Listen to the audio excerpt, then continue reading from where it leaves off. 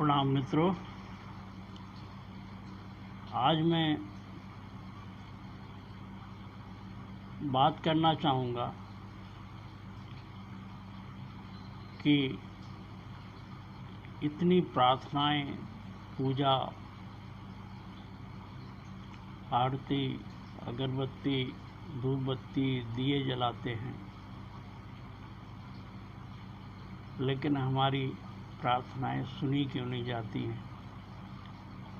मेरी प्रार्थनाएं पूरी क्यों नहीं होती हैं?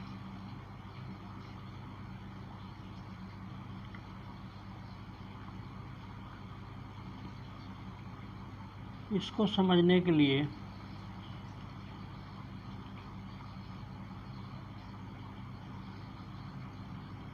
मनुष्य जो है इस धरती पर तीन तरह के हैं। एक तो वो जो बुद्धि से जीते हैं, दिमाग से जीते हैं। ऐसे लोग 99% जो बुद्धि से जीते हैं। दूसरे कुछ वे लोग हैं जो हृदय से जीते हैं। ऐसे बहुत कम लोग हैं। इसमें स्त्रियां ज़्यादा हैं, पुरुष बहुत कम हैं जो हृदय से जीते हैं। ऐसे लोग जो शेष जो बचा है उसमें 0.9% जो लोग हैं वो हृदय से जीते हैं। और तीसरे वो लोग हैं जो नाभि से जीते हैं। नाभि से जीने वाले जो होते हैं वो बहुत ही रेयर, लाखों करोड़ों में कोई एक होता है। बुद्ध, महावीर, ओशो, राम, कृष्ण, ऐसे जो लोग हैं ये नाभि से जीने वाले होते हैं। और ये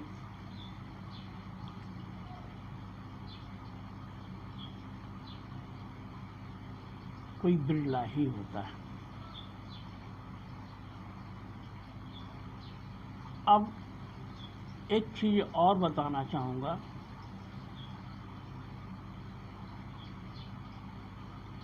कि हमारा जो केंद्र है,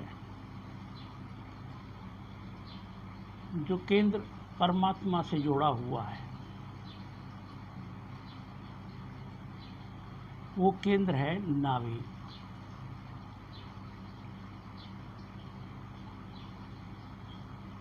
अब नाभि से ही जब मेरा गर्भधारण, माँ के पेट में गर्भधारण हुआ था, तो माँ से जो मेरा संबंध था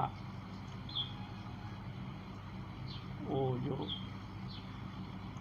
नाभि का ही संबंध था। नाभि से नाड़ा जोड़ा हुआ था और उसी से मुझे भोजन, पानी और सारा पोषण उसी से होता था।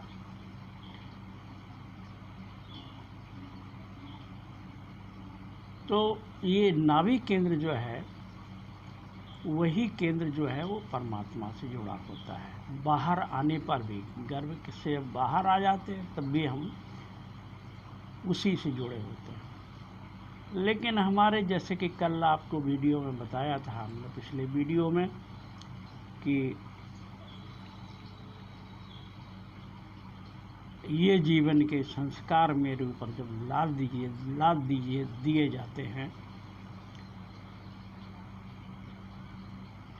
तो इस जीवन की जो जीने का ढंग है तो ज़्यादातर वो फिर हम बुद्धि से जीना शुरू कर देते हैं।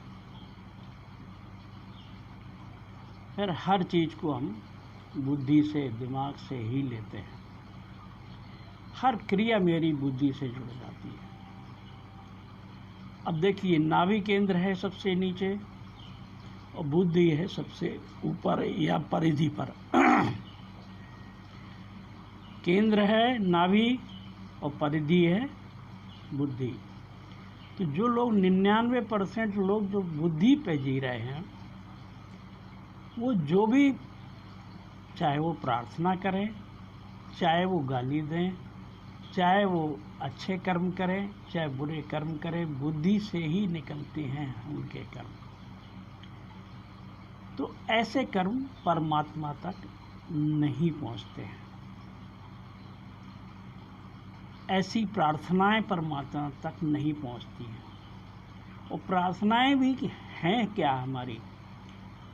प्रार्थनाएं रटी रटाई पुस्तकों से पढ़ लिया, ओम जय जगदीश हरे या हनुमान चालीसा या सुंदरकांड या दुर्गा सप्तती, ऐसे ही कुछ, या कोई मंत्र जाप कर चाहे, लेकिन वो सब हो रहा है सिर्फ इतने से भाग में, सर से या ज़्यादा तक गले तक आवाज़ आती है और इससे नीचे नहीं उतरता। तो फिर उसका वो जो पहुंच है नाभि केंद्र तक, जो केंद्र है तुम्हारा, वहाँ तक बात पहुंच ही नहीं रही। जब वहाँ तक बात नहीं पहुंच रही है तो प्रार्थनाएं सुनी कैसे जाएंगी?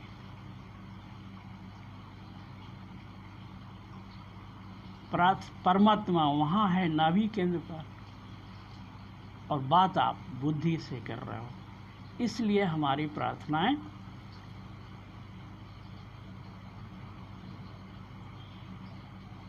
हमारी मेहनत, हमारी ये बेकार ही चली जाती है।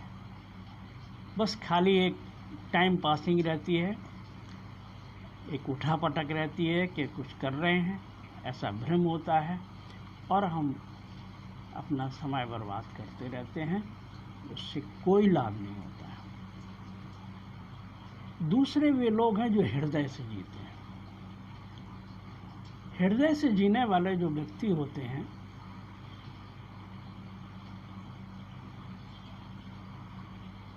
वो बुद्धि से कम सोचते हैं, भावनाएं उनके पास होती हैं।